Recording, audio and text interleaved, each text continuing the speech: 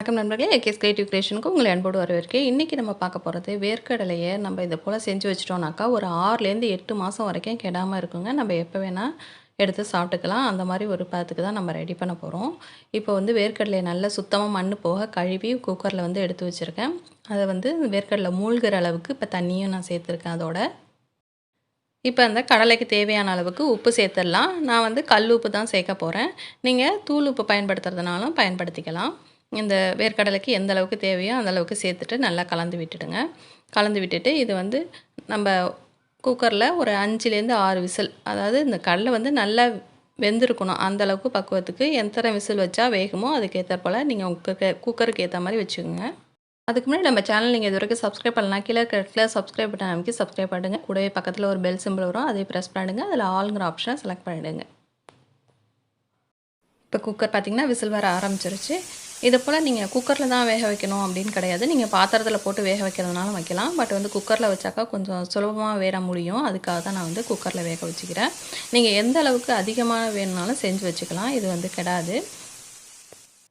பார்த்திங்கன்னா cooker open பண்ணிட்டேன். வேர்க்கடலைலாம் நல்லா வெந்துருச்சு. இப்போ வேக வச்ச வேர்க்கடலையை இதை தண்ணி இல்லாமல் நல்லா வடித்து எடுத்துக்கணும். இப்போ நம்ம வேக வச்ச தண்ணியில் கொஞ்சம் இருக்கும் இல்லைங்களா, அதை நம்ம வடிகட்டி வச்சு நல்லா வடித்து எடுத்துக்கலாம். எல்லா தண்ணியும் நல்லா வடிஞ்சிடணும். தண்ணி வடிஞ்ச பிறகு இதை நல்லா ஒரு பிளேட்லேயோ இல்லைனா நான் மூங்கில் தட்டு வச்சுருக்கிறேன். அதனால் மூங்கில் தட்டில் கொட்டி இதை நல்லா வெயிலில் ஒரு 4லேருந்து 5 நாள், அது நல்ல வெயில் அடிச்சிச்சுனாக்கா ஒரு 4-5 நாளில் நல்லா காஞ்சிரும். இதில் ஈரமே இல்லாமல் நல்லா காஞ்சிடணும். பார்த்திங்கன்னா அதனோட தன்மை கெடாமல் இருக்கும். அதோட அந்த உள்ள வேர்க்கடலையும் கொஞ்சம் நல்லா ட்ரை ஆகி நமக்கு சாப்பிடும்போது கொஞ்சம் அழுத்தமாக இருக்கும். பட் டேஸ்ட் ரொம்ப நல்லாயிருக்கும்.